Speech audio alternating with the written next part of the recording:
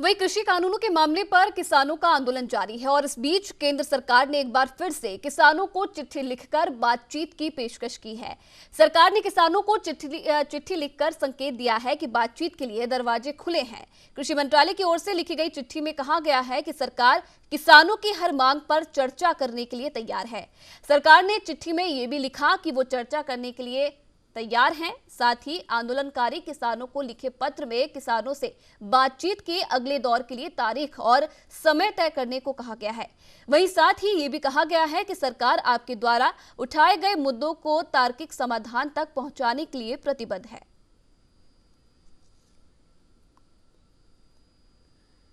तो बता दें आपको एक बार फिर सरकार की तरफ से किसानों को एक पत्र वापस लिखा गया है, चिट्ठी लिखी गई है जिसमें किसानों को ये पूछा गया है, ये उनसे बताया गया है कि आखिरकार सरकार से वो बात करने के लिए कब राजी होंगे। सरकार हमेशा किसानों से बातचीत करने को तैयार है। सरकार के दरवाजे हमेशा वार्ता के लिए खुले रहेंगे।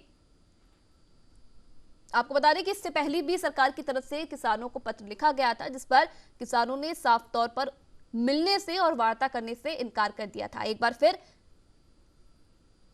कृषि मंत्री की तरफ से ये चिट्ठी लिखी गई है और बातचीत की पेशकश रखी गई है।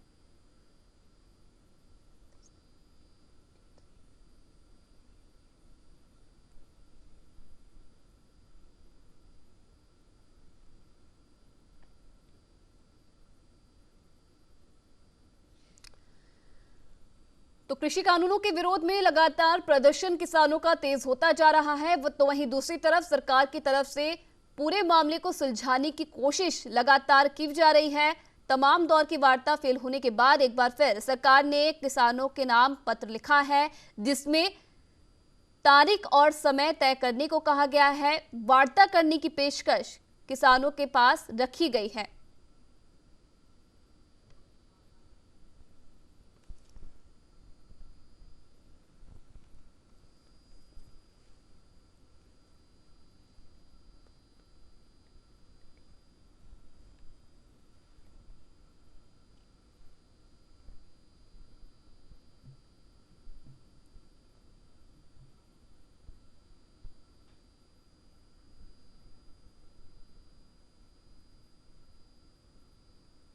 प्रधानमंत्री थे, वहाँ मांग रखी कि हमको आज़ादी दी जाए।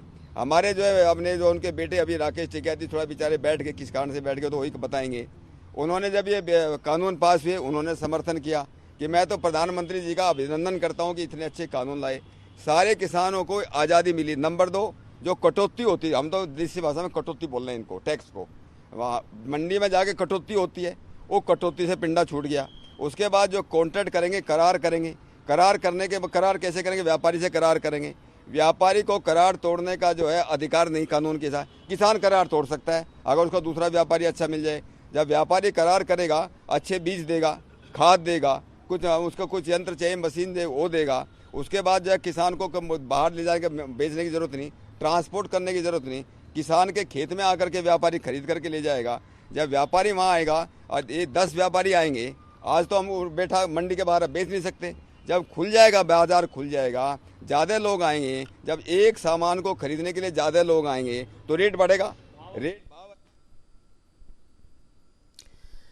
चलिए इसी पर ज्यादा बातचीत के लिए हमारे साथ ब्यूरो चीफ दिल्ली से जुड़ रहे हैं प्रशांत शर्मा। प्रशांत, कहीं ना कहीं अब देखिए सरकार की तरफ से लगातार प्रयास किए जा रहे हैं, विफल भले ही वो प्रयास हो रहे हैं लेकिन एक के बाद एक वापस पत्र लिखे जा रहे हैं। एक बार फिर से कृषि मंत्री ने वापस किसानों को पत्र लिखा है, मिलने की वार्ता करने की पेशकश इसमें की गई है। साथ ही कहा गया है कि वो यानी कि किसान समय और जगह तय करे और सरकार लगातार प्रयास यहाँ पर करी जा रही है।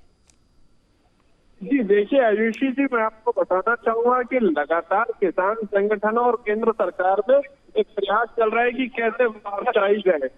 उसको लेकर फिर कृषि वाले के जॉइंट सेक्रेटरी ने एक लेटर लिखा है और किसानों से अपील की है कि वो सरकार की बात को समझे। सरकार चाहती है आंदोलन खत्म हो जाए, कोरोना बढ़ा हुआ है, सर्दी कड़ाके की पड़ रही दिल्ली में, तो किसान की सुरक्षा को देखते हुए सरकार को मांग कर रहे हैं कि आप वार्ता का समय दीजिए, हम वार्ता कर लेंगे।